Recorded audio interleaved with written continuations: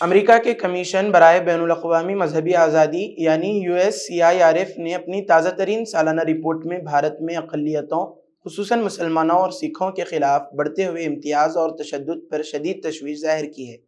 ناظرین السلام علیکم، آپ دیکھ رہے ہیں دکن میڈیا کا اردو خبرنامہ اور میں ہوں اسماعیل ریحان۔ کھانے کا ذائقہ اور صحت دونوں کا خیال رکھتے ہیں آپ، اور ہم خیال رکھتے ہیں آپ کے بیسن کا۔ جو زندگی میں ذائقہ چاہتے ہیں وہ RAR بیسن ہی کھاتے ہیں، جو بنتا ہے 100% پیور چنا دال سے اور سوکھے کم تیل، جسے آپ کی صحت اور ٹیسٹ دونوں بیلنس رہے۔ ہوٹل کے سارے مزے اب اپنے گھر لے آئیں۔ RAR بیسن سے بنے لذت دار پکوڑے اور لڈو سے اپنی چٹپٹی پارٹی کا ذائقہ بڑھائیں۔ RAR بیسن، رکھے آپ کا خیال اپنوں کی طرح۔ رپورٹ میں الزام لگایا گیا ہے کہ 2024 کے دوران بھارت میں مذہبی آزادی کی صورتحال مزید خراب ہوئی اور اقلیتی برادریوں کو ریاستی سرپرستی میں حملوں اور امتیازی سلوک کا سامنا کرنا پڑا۔ بھارتی حکومت نے USCIRF کی رپورٹ کو مسترد کرتے ہوئے اسے متعصب اور سیاسی مقاصد پر مبنی قرار دیا۔ حکومتی عہدیداروں نے موقف اختیار کیا کہ بھارت میں مذہبی آزادی محفوظ ہے اور حکومت تمام شہریوں کی یکساں فلاح و بہبود کے لیے کام کر رہی ہے۔ وزیر اعظم نریندر مودی نے متعدد عالمی فورمز پر واضح کیا کہ ان کی حکومت کا کوئی بھی اقدام مذہبی تفریق پر مبنی نہیں بلکہ تمام شہریوں کے لیے یکساں مواقع فراہم کرنے کی کوشش ہے۔ امریکی کمیشن نے رپورٹ میں بھارتیہ جنتا پارٹی یعنی BJP اور وزیر اعظم مودی پر الزام عائد کیا کہ وہ مذہبی بنیادوں پر تقسیم کو ہوا دے رہے ہیں۔ خاص طور پر انتخابی مہمات کے دوران نفرت انگیز بیانات اور اقلیتوں کے خلاف گمراہ کن پروپیگنڈے کا ذکر کیا گیا۔ رپورٹ کے مطابق مسلمانوں کے خلاف شدت پسند گروہوں کی جانب سے حملے بڑھے، حجاب پر پابندیاں لگائی گئیں اور گائے کے گوشت کے نام پر ہجومی تشدد کے واقعات میں اضافہ ہوا۔ سکھ برادری کے حوالے سے بھی خدشات کا اظہار کیا گیا کہ ان کے مذہبی اور سیاسی حقوق محدود کیے جا رہے ہیں۔ یہ پہلی بار نہیں کہ USCIRF نے بھارت پر مذہبی امتیاز کے الزامات عائد کیے ہوں۔ ہر سال جاری ہونے والی ان رپورٹس کو بھارت ہمیشہ مسترد کرتا رہا ہے۔ واضح رہے کہ حالیہ برسوں میں بھارت میں فرقہ وارانہ کشیدگی میں اضافہ دیکھنے میں آیا ہے۔ خاص طور پر مسلمانوں اور سکھوں کے خلاف نفرت انگیز بیانات اور حملے بڑھے ہیں۔ مسلمانوں کو خاص طور پر نشانہ بنایا جا رہا ہے، چاہے وہ گائے کے گوشت کے نام پر ہو، ہجومی تشدد ہو یا حجاب پر پابندی ہو یا پھر مساجد پر حملے۔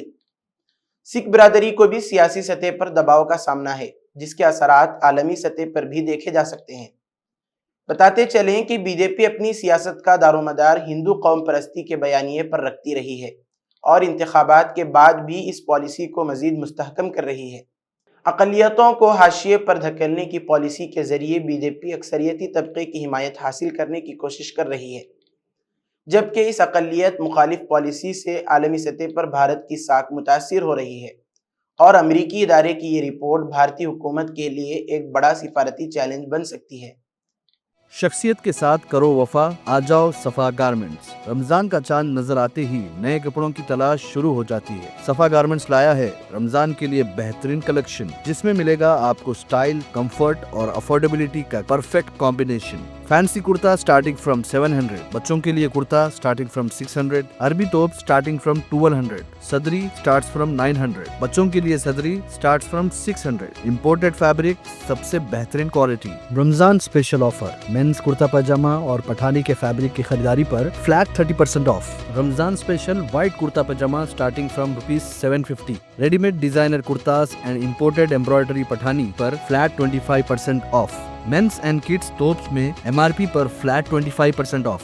مینس اینڈ کڈس کے ریڈی میڈ کرتا پٹھانی میں buy one get one free offer. قیمتی وقت اور پیسے بچائیں، صفا گارمنٹس چلے آئیں۔ صفا garments, Toli Chowki x road, Hyderabad.